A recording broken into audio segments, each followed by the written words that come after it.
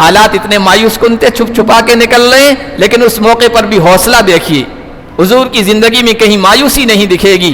کہا کہ کیف بک یا سراقہ اذا لبست کسرا، سراقہ ابھی تو میں بیچارگی کے عالم میں چھپ چھپا کر نکل رہا ہوں اور تم مجھے پکڑنے کی کوشش کر رہے ہو، لیکن حالات ہمیشہ ایسے نہیں رہیں گے. میں اب جاؤں گا مدینے، وہاں اللہ خلافت قائم فرمائے گا، ہمیں غلبہ عطا فرمائے گا. ایک وقت آئے گا مدینہ سے ہم روانہ ہوں گے، مکہ فتح کریں گے. ایک وقت ایسا آئے گا جزیرۃ العرب پورا میرے انڈر آئے گا، میرے قبضے میں آئے گا. اور پھر ایک وقت ایسا آئے گا، اس وقت دنیا کی 2 سپر پاور طاقتیں ہیں، کسرا قیصر، دونوں سپر پاوروں کا خاتمہ میرے غلاموں کے ہاتھوں ہوگا. اور کسرا کے خزانے سونے کے کنگن آئیں گے اور تمہارے ہاتھوں میں ہوں گے. سراقہ دیہاتی بدو کہنے لگا ارے یہ کیسے ہوگا، ابھی تو حالت آپ کی ایسی ہے، بھاگے جا رہے ہیں اپنی حفاظت کی خاطر، مدینہ جا رہے ہیں، وطن چھوڑ رہے ہیں. حضور نے کہا ایسا ہوگا. وَإِذْ يَمْكُرُ بِكَ الَّذِينَ كَفَرُوا لِيُثْبِتُوكَ أَوْ يَقْتُلُوكَ أَوْ يُخْرِجُوكَ وَيَمْكُرُونَ وَيَمْكُرُ اللَّهُ وَاللَّهُ خَيْرُ الْمَاكِرِينَ. وقال النبي صلى الله عليه وسلم الكيس من دان نفسه وعمل لما بعد الموت والعاجز من أتبع نفسه هواها أو كما قال النبي صلى الله عليه وسلم. میرے محترم بزرگوں اور عزیز دینی بھائیوں، اسلامی کیلنڈر کے اعتبار سے ہم نے گزشتہ کل ایک سال کا الوداع کہا ہے اور نئے اسلامی کیلنڈر اور سال کا استقبال کیا ہے.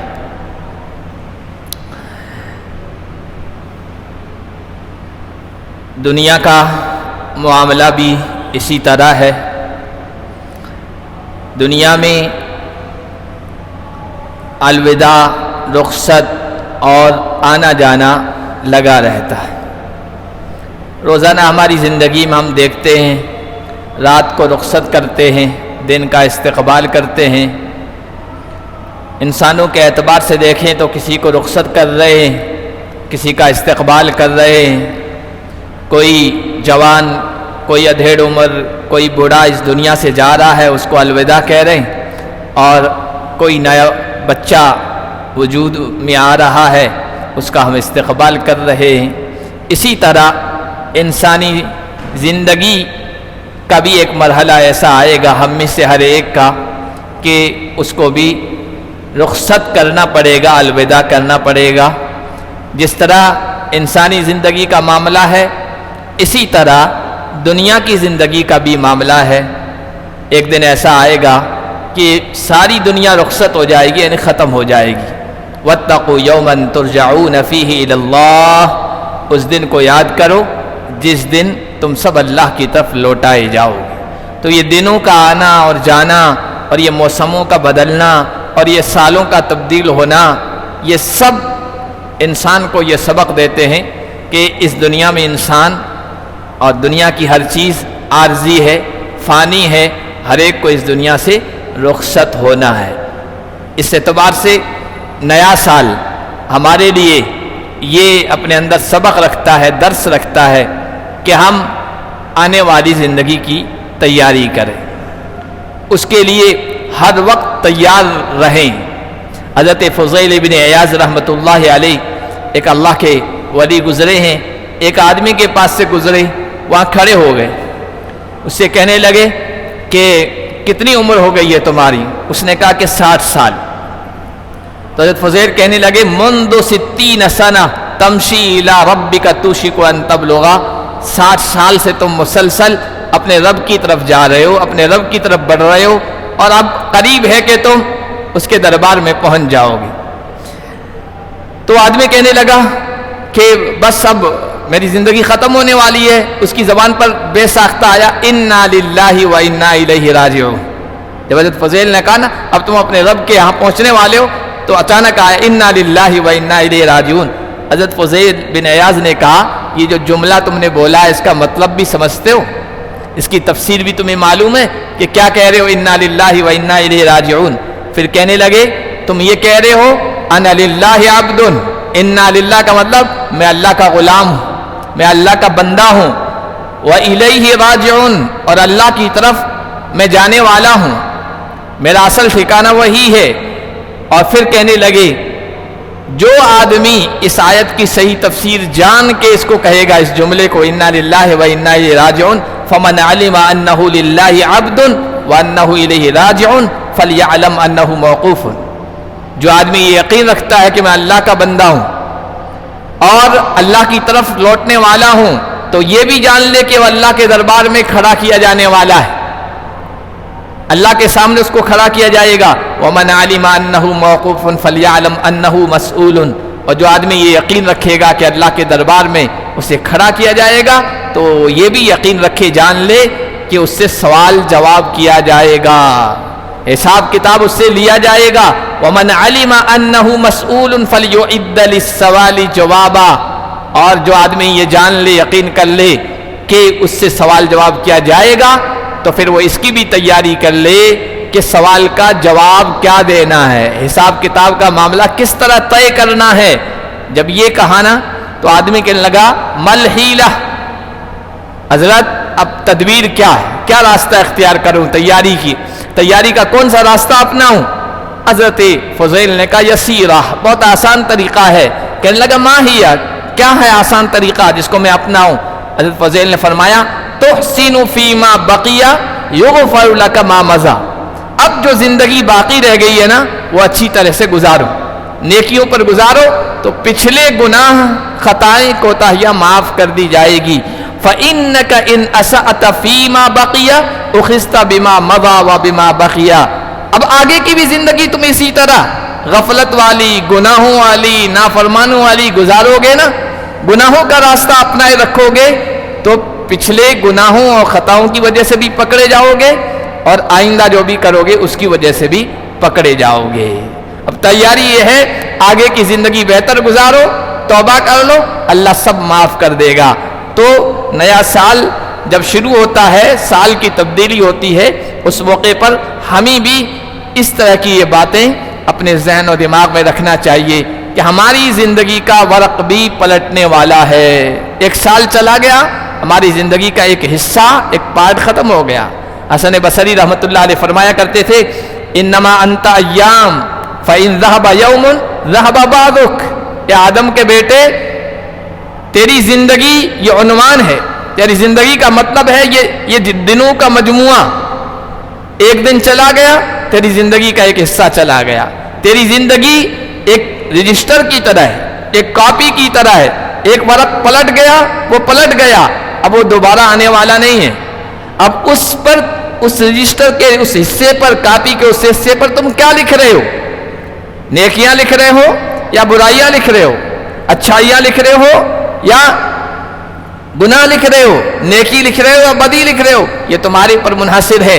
ایک ورق پلٹ گیا، اس میں جو کچھ لکھ گیا وہ لکھ دیا ہے، اور ورق پلٹتا جائے گا، اس کو دوبارہ حاصل کرنا ممکن نہیں ہوگا. یہاں تک کہ ایک دن ایسا آئے گا کہ زندگی کے سارے اوراق صفحے پلٹ دیے جائیں گے اور تو اللہ کے دربار میں حاضر ہو جائے گا. اور کب حاضر ہوگا یہ پنے، یہ صفحے زندگی کے کب پلٹ دیے جائیں گے، مکمل ہو جائیں گے، کچھ پتہ نہیں. امید نہیں یہاں جینے کی، صبح ہوتا شام، ہستی کو اپنی سمجھو خورشید لبے بام. اپنی زندگی کو ایسے سمجھو جیسے سورج ہوتا ہے شام کے وقت، اب ڈوبا تب ڈوبا. امید نہیں یہاں جینے کی صبح تا شام، ہستی کو اپنی سمجھو خورشید لبے بام.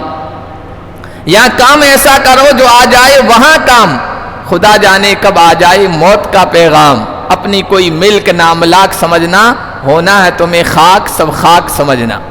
وہاں جو چیزیں کام آئے اس کے لیے تیاری کرو. سالوں کی تبدیلی ہمیں یہ درس بھی دیتی ہے، یہ سبق بھی دیتی ہے. پھر یہ کہ ہمارا سال ہے اسلامک سال، اس کا نام ہے ہجرت، اسلامی ہجری کیلنڈر. تو ہجرت سے اس کو جوڑ دیا گیا ہے.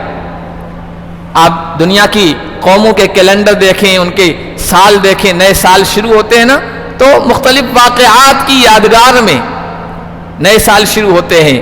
ہمارا جو اسلامی نیا سال جوڑا گیا ہے وہ ہجرت سے جوڑا گیا ہے. حضرت عمر بن خطاب رضی اللہ تعالی عنہ کے دور میں حضرت ابو موسیٰ اشعری گورنر تھے، تو حضرت عمر کی طرف سے کچھ احکامات، کچھ ہدایات، کچھ فرامین جاری کی گئی.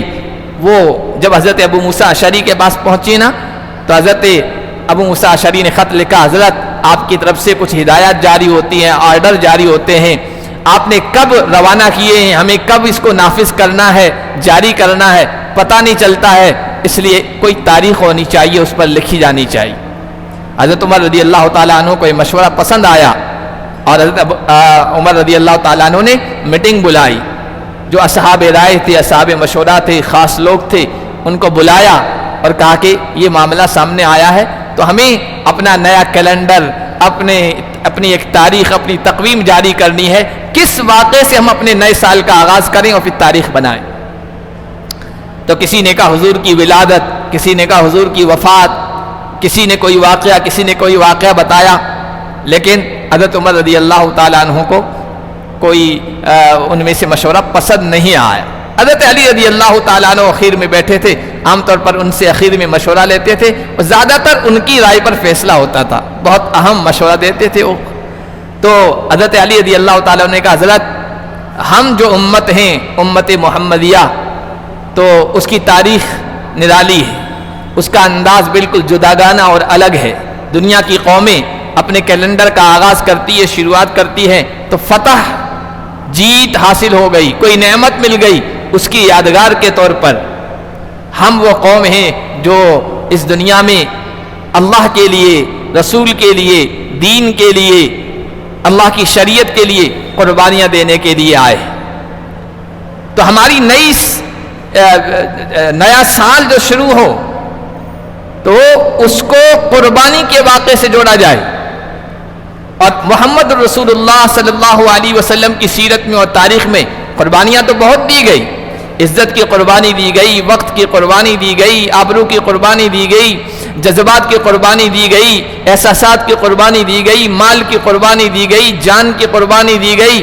حضرت خباب کو انگاروں پہ لٹایا گیا، خبیب کو مارا گیا، عثمان بن مظعون کو دھونی دی گئی، اور سمیہ کو شہید کیا گیا، حضور کو برا بلا کہا گیا، تانے دیے گئے، پتھر مارے گئے، اذیتیں پہنچائی گئی، سوشل بائیکاٹ کیا گیا، ہر طرح کی قربانی دی گئی. لیکن حضرت علی نے کہا، حضرت امیر المؤمنین خلیفۃ المسلمین حضرت عمر سے کہا، ہماری سب سے بڑی قربانی وہ ہے جب اللہ کے نبی صلی اللہ علیہ وسلم اور آپ کے چاہنے والے مکہ چھوڑ کر ہجرت کر رہے تھے، یہ سب سے بڑی قربانی اور اسلامی تاریخ کا ٹرننگ پوائنٹ ہے. ہجرت نہ ہوتی تو پوری دنیا میں اسلام کا غلبہ نہ ہوتا، ہجرت نہ ہوتی تو مدینے میں خلافت اسلامیہ قائم نہ ہوتی، ہجرت نہ ہوتی تو مسلمان مضبوط نہ ہوتے، ہجرت نہ ہوتی تو اسلام کا نور، اسلام کی روشنی پوری دنیا میں نہیں پھیلتی. ہجرت سب سے بڑی قربانی تھی، اتنی بڑی قربانی کہ اللہ کے نبی صلی اللہ علیہ وسلم کی آنکھوں میں آنسو کسی تکلیف پر بہت کم آئے ہیں.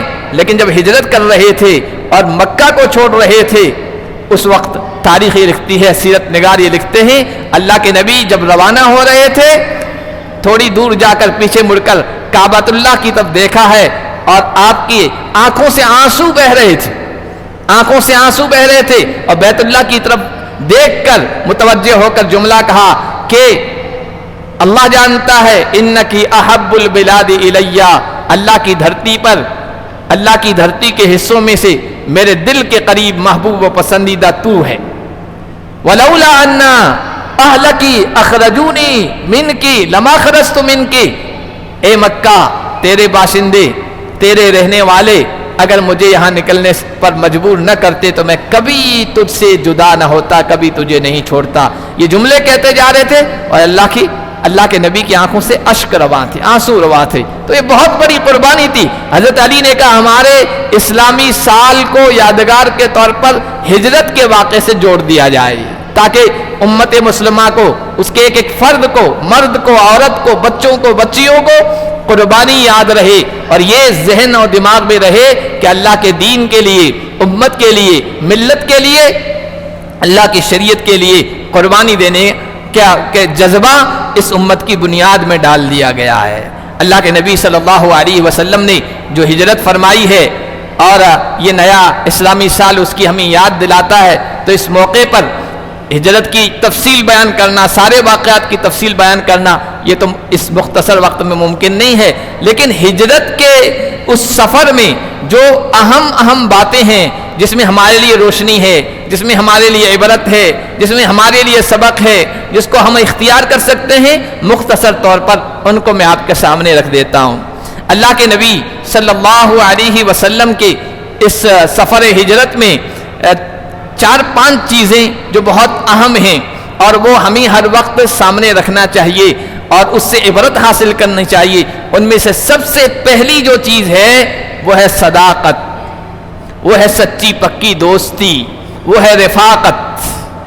آدمی کسی کو دوست بنائے تو پھر اس کے ساتھ دوستی کا حق ادا کرے، اس کو نبھائے، اس کا پورا حق ادا کرے۔ سفر ہجرت میں یہ سبق ہمیں ملتا ہے، یہ نصیحت ملتی ہے حضرت ابو بکر صدیق رضی اللہ تعالی عنہ کے کردار سے اور ان کے عمل سے۔ حضرت ابو بکر صدیق رضی اللہ تعالیٰ عنہ کو دیکھیے، اللہ کے نبی صلی اللہ علیہ وسلم نے صحابہ کو تو پہلے ہی کہہ دیا تھا، بھائی جو جس طرح مکے سے نکل سکتا ہو، ایک دو چھوٹی جماعت کی شکل میں نکلو یہاں سے، مدینے کی جانب روانہ ہو جاؤ۔ صحابہ نکل رہے تھے، ابو بکر صدیق رضی اللہ تعالیٰ عنہ حضور اکرم صلی اللہ علیہ وسلم کے حکم اور اشارے کا انتظار کر رہے تھے۔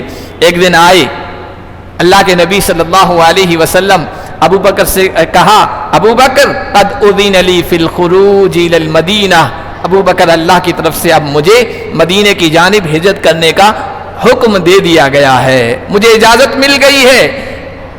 حضرت ابو بکر نے کہا، الصحبہ الصحبہ یا رسول اللہ، یا رسول اللہ آپ کی رفاقت چاہیے، آپ کی صحبت چاہیے، میں آپ کا رفیق سفر بننا چاہتا ہوں۔ اللہ کے نبی صلی اللہ علیہ وسلم نے کہا، ہاں تم میرے ساتھ ہجرت میں رہو گے، میں تمہیں اپنے ساتھ رکھوں گا۔ حضور نے جب یہ کہا نا، حضرت ابو بکر صدیق کی آنکھوں میں خوشی سے آنسو بھر آئے، اللہ کے نبی کی رفاقت مجھے حاصل ہو جائے گی، خوشی سے آنسو آئے ہیں۔ حالانکہ جو سفر ہونے والا ہے وہ بہت خطرناک ہونے والا ہے، مصیبتوں سے بھرپور ہونے والا ہے، جان کا خطرہ ہے، لیکن اس میں ساتھ رہنے کا وعدہ کر رہے ہیں اور خواہش کا اظہار کر رہے ہیں، رسول اللہ میں آپ کے ساتھ رہنا چاہتا ہوں۔ حضرت ابو بکر صدیق رضی اللہ تعالیٰ عنہ کو جب حضور نے یہ بات بتائی نا، تو حضرت ابو بکر نے پھر تیاری شروع کر دی۔ تیاری کیا کی؟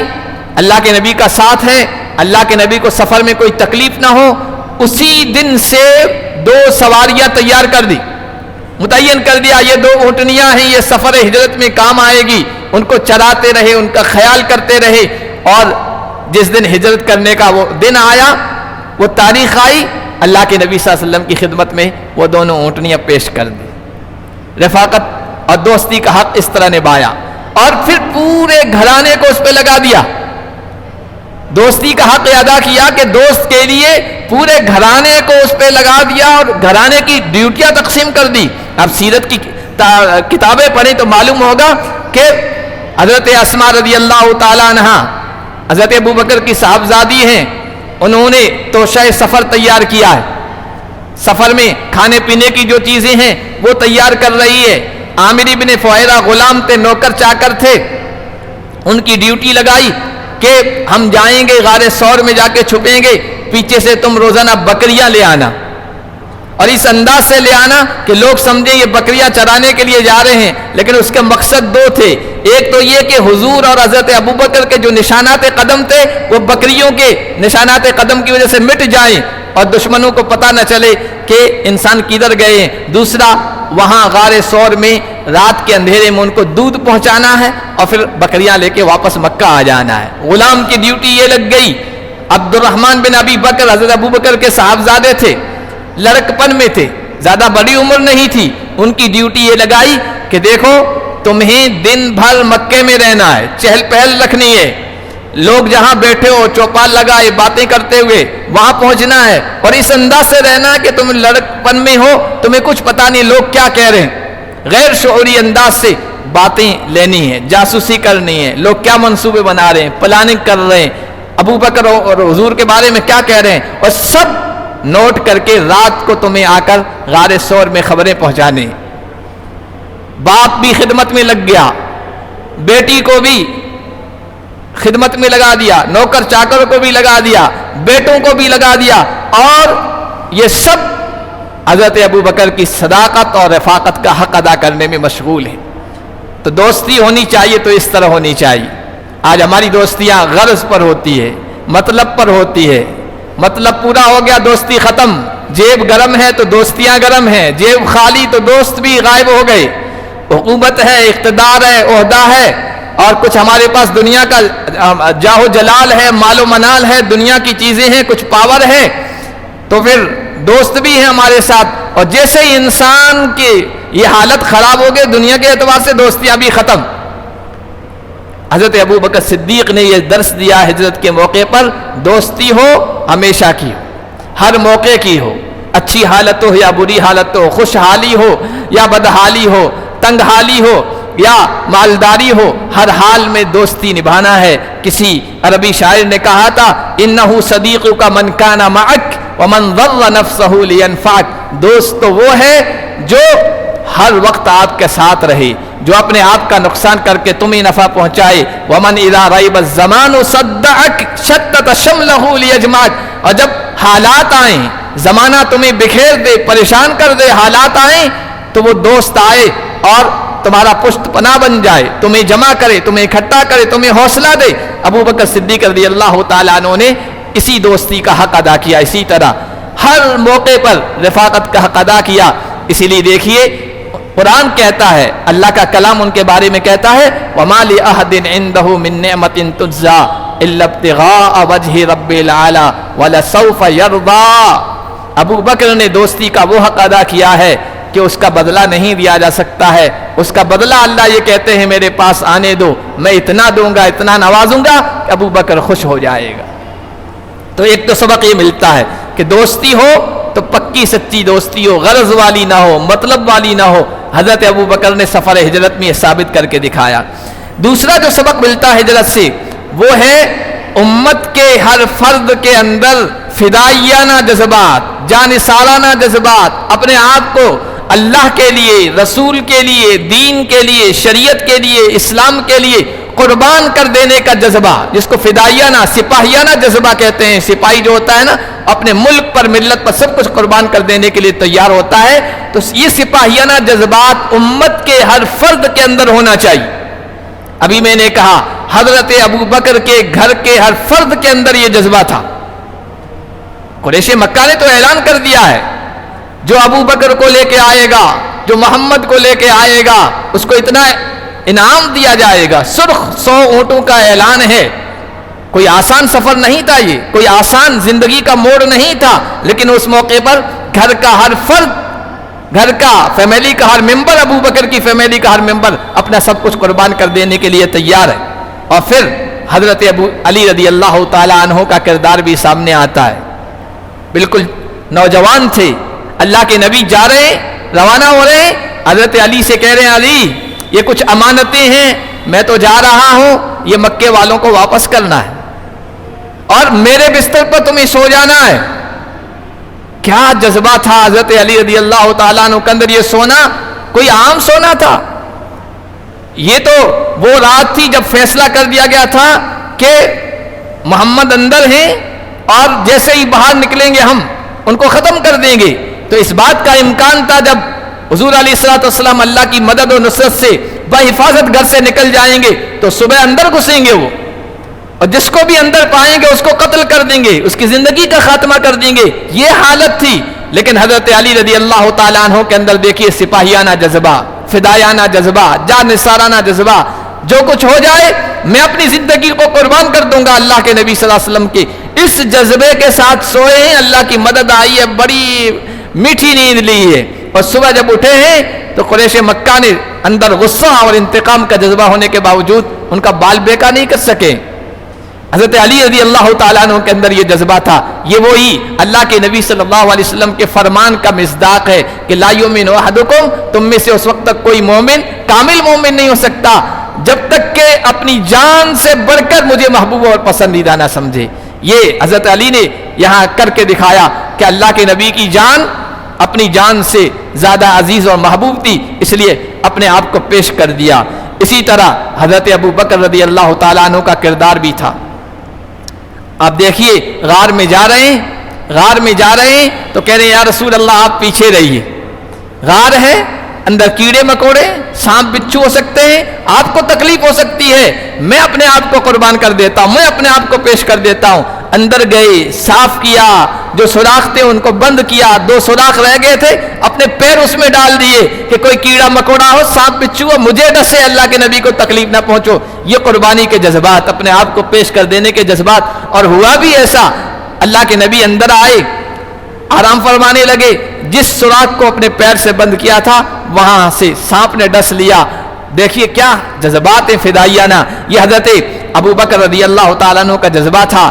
اور آپ دیکھیے غار میں آنے سے پہلے، غار میں آنے کے بعد، غار سے نکلنے کے بعد مدینے کی طرف جانے کے بعد حضرت ابو بکر کے بارے میں آتا ہے کبھی اللہ کے نبی کے آگے آ رہے ہیں، کبھی اللہ کے نبی کے پیچھے جا رہے ہیں، کبھی دائیں طرف آ رہے ہیں، کبھی بائیں طرف آ رہے ہیں. کہا ابو بکر یہ کیا معاملہ ہے؟ کہا کہ یا رسول اللہ مجھے خیال آتا ہے کہ پیچھے سے آپ کو قتل کرنے کے ارادے سے آ رہا ہوگا تو میں پیچھے چلتا ہوں کہ پہلے مجھے قتل کرے، میری جان قربان ہو جائے، اللہ کے نبی زندہ رہے. پھر خیال آتا ہو سکتا آگے سے کوئی حملہ کر دے تو میں آگے آ جاتا ہوں. پھر خیال آتا ہے دائیں طرف سے آ جائے گا تو میں دائیں طرف آ جاتا ہوں، کبھی بائیں طرف آ جاتا ہوں. یہ جذبات تھے فدائیانہ، اللہ کے نبی کے لیے قربان کر دینا. اسی طرح حضرت اسماء رضی اللہ تعالیٰ عنہ حضرت ابو بکر کی صاحبزادی ہے نا، اللہ کے نبی کے لیے اپنے والد کے لیے توشہ تیار کیا ہے، کھانے پینے کا سامان ہے. ان کی ڈیوٹی لگی ہے وہاں پہنچانا ہے روزانہ کھانا تیار کر کے. تاریخ میں سیرت میں آتا ہے 7 مہینے سے امید سے تھی، پیٹ میں بچہ تھا. ابو بکر نے تھپڑ بھی مارا ہے، کان میں زخم ہو گیا ہے، بالی گر گئی ہے، لیکن بچی ہے، عورت ذات ہے. یہ نہیں سوچا کہ میں اب یہ کام نہیں کروں گی، اس میں تو پریشانیاں ہیں. نہیں، اپنے کردار کو مکمل کیا. آ رہی ہیں روزانہ، پہاڑ پہ چڑھ رہی ہے، نہ اپنی جان کا کوئی احساس ہے اور نہ اپنے پیٹ میں پلنے والے بچے کے لیے کچھ ہے تو رسول اللہ ہیں. بس ان کی خدمت ہونی چاہیے اور ہجرت کا یہ سفر مکمل ہونا چاہیے، اللہ کے نبی کو کچھ نقصان نہیں پہنچنا چاہیے. تو ہجرت کے سفر سے یہ بھی ایک سبق ملتا ہے کہ ہمیں اللہ کے دین کے لیے، رسول کے لیے سب کچھ قربان کر دینے کا جذبہ ہمارے دلوں میں ہونا چاہیے. اسی طرح اور بھی کچھ اسباق ہیں، لیکن ایک سبق، ایک درس، ایک نصیحت اس سفر کی میں بیان کر کے بات ختم کرتا ہوں. وہ یہ ہے اللہ کے نبی صلی اللہ علیہ وسلم نے سفر ہجرت کیا ہے. آپ کی پوری زندگی دیکھیں، سفر ہجرت بہت خطرناک تھا، حوصلہ شکن تھا، قدموں کو لرزہ دینے والا تھا. اتنے حالات خراب تھے، لیکن کتنے بھی حالات خراب کیوں نہ ہوں، اللہ کے نبی کی زندگی کو، آپ کی سیرت کو اٹھا کر دیکھیں کہ آپ کی زندگی کی ڈکشنری میں نفسیاتی طور پر شکست کھا جانا، حوصلہ توڑ دینا اور مایوس ہو جانا، یہ آپ کی زندگی میں ملتا ہی نہیں. ہجرت کے سفر سے یہ بھی سبق ملتا ہے امت کو، حالات کتنے خطرناک کیوں نہ ہو اور ظلم، بربریت، وحشیانہ پن کی اندھیری رات اور اندھیرا کتنا ہی کیوں نہ چھا جائے، امت مسلمہ کے کسی فرد کو کسی بھی حال میں مایوس نہیں ہونا چاہیے. اللہ کی ذات پر توکل، بھروسہ، اس کی مدد و نصرت پر یقین سے، امید سے دل لبریز ہونا چاہیے، بھرا ہوا ہونا چاہیے.